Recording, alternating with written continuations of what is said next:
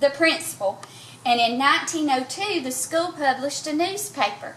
And the editor, well, the name of it was the Student News Sheet. And the editor was Miss Ida Parker. Again, that name. And here's some ads that were in the newspaper.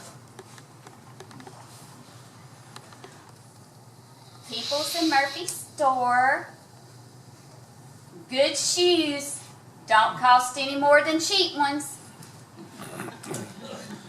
Dr. George Thomas. Office over People and Murphy store. This is my favorite. Modern dental parlors. Teeth extracted without pain. Doctors Judson and Ernest Parker. Lots of Parkers. Okay. Now, this is the historical marker that was presented by the Escambia County Historical Society in 2014.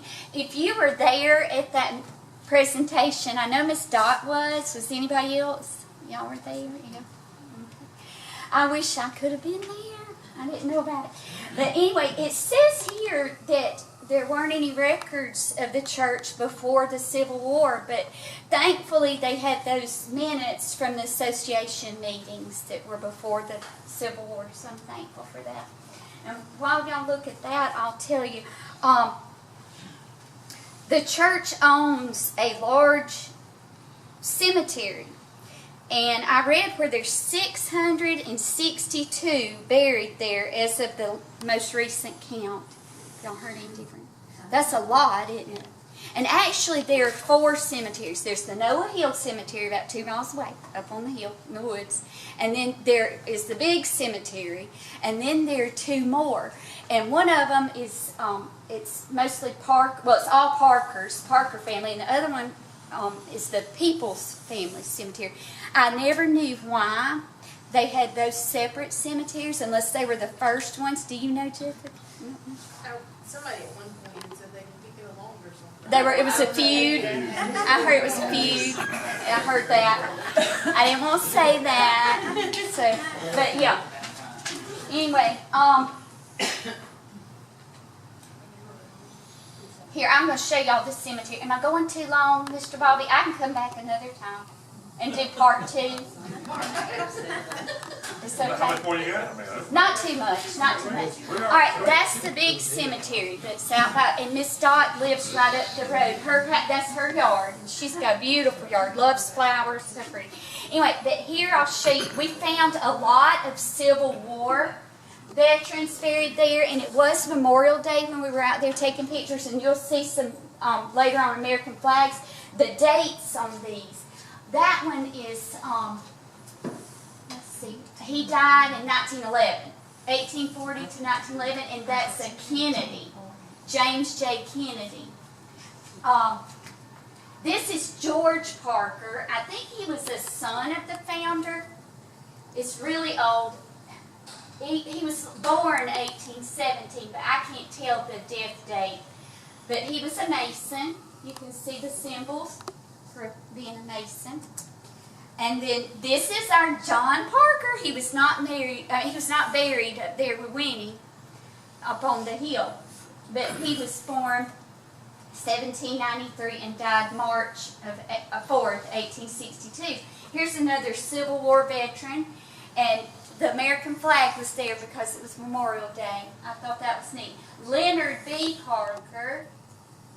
He lived from 1838 to August 21st, 1913. Here's another one. That's the American flag. That's a Findley. Findley. Cecilia. So William Findley. He was a Confederate veteran. And then this one is another Parker. Let me see which one. That's John W. But see, he must be a son. His birthday was 1826 and he died in 1902. Now, this is a story that I added at the last minute. Mr. Bobby, help me. This is Mr. Ewan Jackson. I know y'all, some of you remember him. And he was a World War II POW. He was a deacon in our church, and he worked with the youth.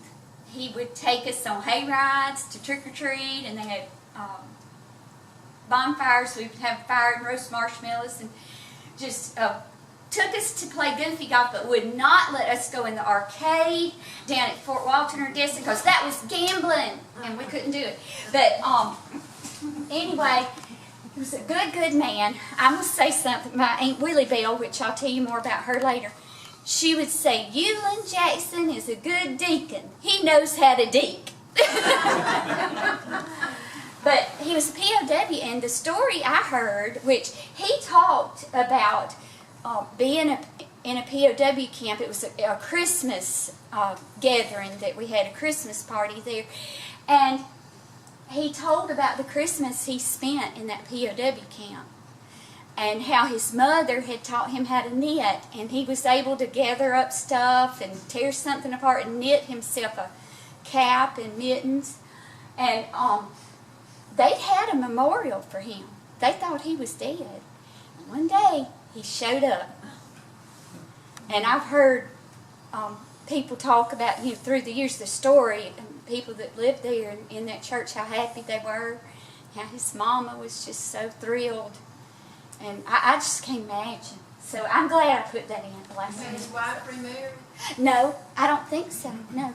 Miss Vivian, just most precious people, just love them, love them. She just recently passed away. Hadn't been maybe a year or two. Hadn't been long. About 3 years. About 3 years. Okay, now probably my favorite memory was homecoming. Alright, that's my cousin Susie Thomas from Foley. She had her Miss Beasley doll. That's historical, Miss Beasley. No glasses. Did any of us keep the glasses? I know. Guess who that is? You. Y'all know this little girl? She's sitting in this room. That's Wanda June. No. No. She's wearing a purple shirt. Susan. No. Not Susan. Kay. Kay. That's Kay. That was at homecoming. I can tell because probably that trunk was full of good food. Somebody had their ice chest and stuff. But that's in the churchyard. And best food you ever put in your mouth. And we knew what everybody was going to bring. It was always such good food. I'll tell you more about that in a minute. Okay. That's my Aunt Willie Bell. I can hardly look at that without crying. Now, she was a stinker. She could pitch one more fit. She could, But that woman loved me. Loved all of us, didn't she, Kay? When we first started dating, of course, she had to approve Jake. So we go up there. I want to cook him. She had to cook for you. Honest to goodness. She would have company show up. You'd sit on the front porch and she'd go, y'all sit right here, I'm going to go bake a cake. And off she would go and bake a cake. I mean, that's how she was. But we went up there, and what did she have? I mean, it was like Beverly Hillbillies kind of granny. She would have quince cake. I didn't know what a quince was, but we ate it. And what was the guinea dressing? Guineas always. Coon hash. I mean, anything my brother killed and took up there, she would cook for him. And we lived right down the road, but he'd go spend the night with them because they were just loving. That's Anna. And I think that's Jessica back there by the tree. I see my mama walking back out of that big. Is that? I thought that was you.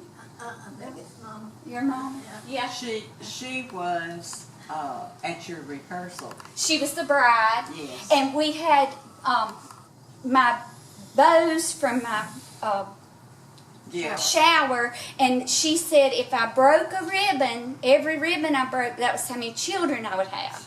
So, but anyway, and she carried that, and I have a real cute picture of her kissing Jake on the cheek. But she loved us, and she planted impatiens from seed and put them in little straw baskets, and we used them in our wedding. Okay, homecoming. She had dressing, and it was the greasy. Okay, guineas make greasy dressing, and she would beg you to eat. Go around. I got my dressing. I got my dressing. I got my dressing, and she was not opposed to saying, "Don't eat Kohler's dressing." Yeah. And guess what? Jake found out the hard way. You want to tell him? No. It had a roach in it. And I was like, she told you not to eat that.